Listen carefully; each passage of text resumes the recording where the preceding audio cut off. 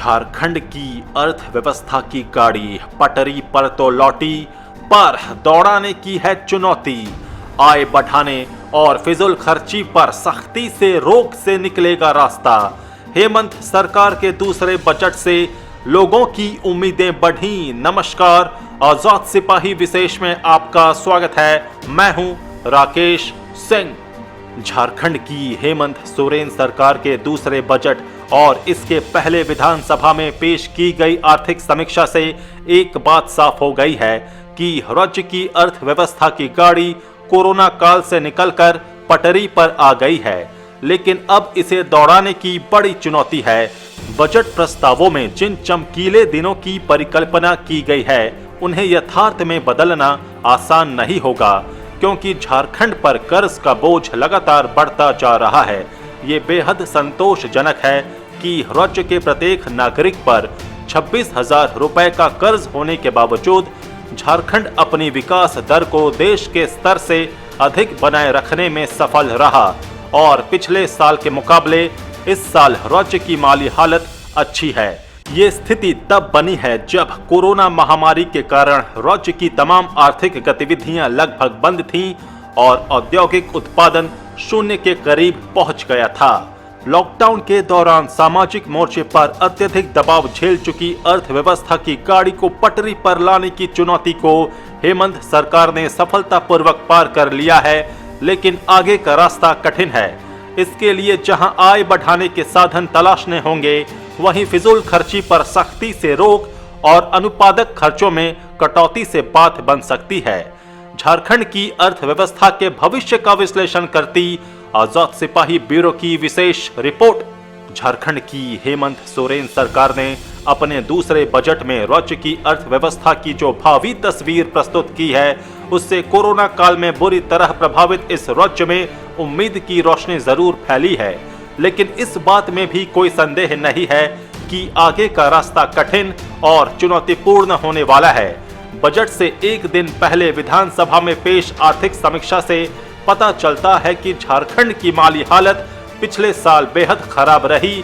हालांकि राज्य ने अपनी विकास दर को बनाए रखने में कामयाबी हासिल जरूर की। आर्थिक समीक्षा के बरक्स जब बजट पर हम नजर दौड़ाते हैं, तो एक बात साफ हो जाती है कि हेमंत सोरेन सरकार इन चुनौतियों से अच्छी तरह वाकिफ है। पिछले साल की आर्थिक समीक्षा के अनुसार कोरोना की वजह से राज्य की अर्थव्यवस्था पर बुरा असर पड़ा और राज्य का सकल घरेलू उत्पाद प्रभावित हुआ। इस साल राज्य की वास्तविक जीएसडीपी में 9.5% की वृद्धि का अनुमान लगाया गया है। ये बेहद संतोष की बात है कि राज्य के इस खराब हालत के बावजूद विकास दर बेहतर रही।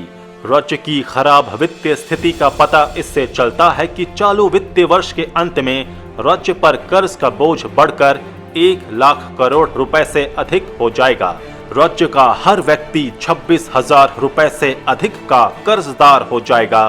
प्रति व्यक्ति आय के मामले में झारखंड देश में 27वें नंबर पर है। झारखंड प्रति व्यक्ति कम आय वाले राज्यों में से एक है।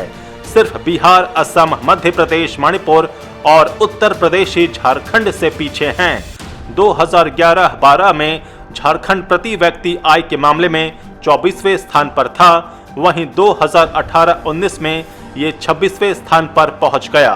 आर्थिक समीक्षा की इस मिली जुली तस्वीर के बावजूद हेमंत सरकार ने बजट में राज्य के भविष्य को लेकर जो उम्मीद दिखाई है, उससे अर्थव्यवस्था की गाड़ी के पटरी पर लौटने का पुख्ता संकेत मिलता है।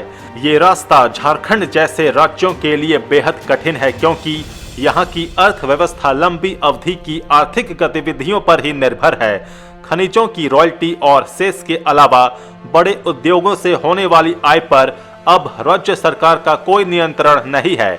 इतना ही नहीं, छोटी छोटी आर्थिक गतिविधियों पर लगने वाले टैक्स से सीधे लाभ से भी राज्य वंचित हो गया है। ऐसे में झारखंड में विकास योजनाओं को धरातल पर कैसे उतारा जाएगा, ये सवाल सभी के मन में कौंध रहा है। स्वाभाविक तौर पर मुख्यमंत्री हेमंत सोरेन भी इस सवाल पर मंथन कर रहे होंगे। तो फिर इस संकटपूर्ण स्थिति से उबरने का उपाय क्या हो सकता है?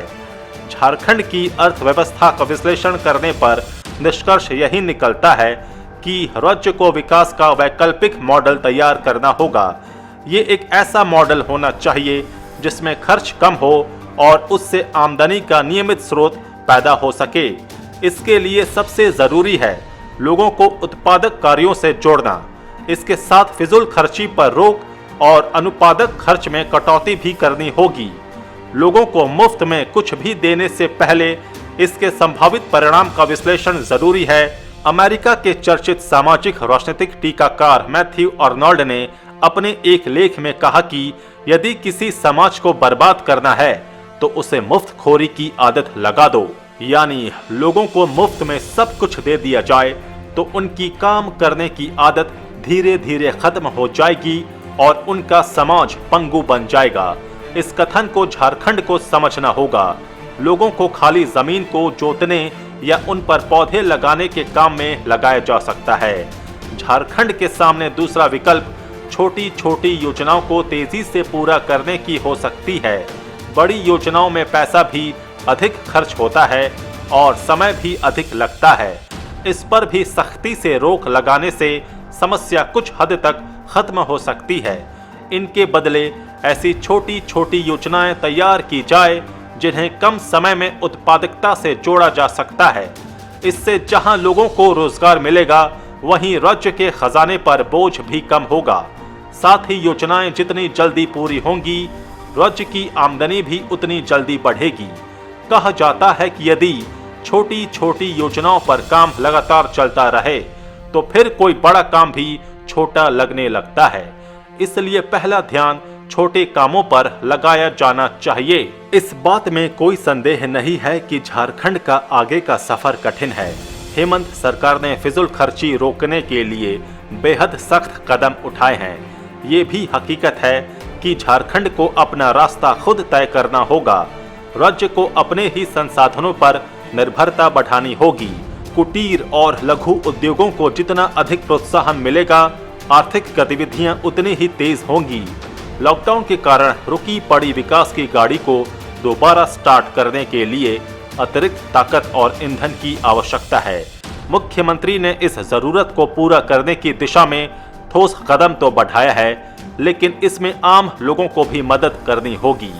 जब तक ऐसा नहीं होगा विकास की गाड़ी सरपट नहीं भागेगी। आजाद सिपाही के विशेष में अभी इतना ही। खबरों की और भी अधिक जानकारी के लिए आप पढ़ते रहिए अपना लोकप्रिय दैनिक अखबार आजाद सिपाही। आप हमारे इस YouTube चैनल को जरूर सब्सक्राइब करें।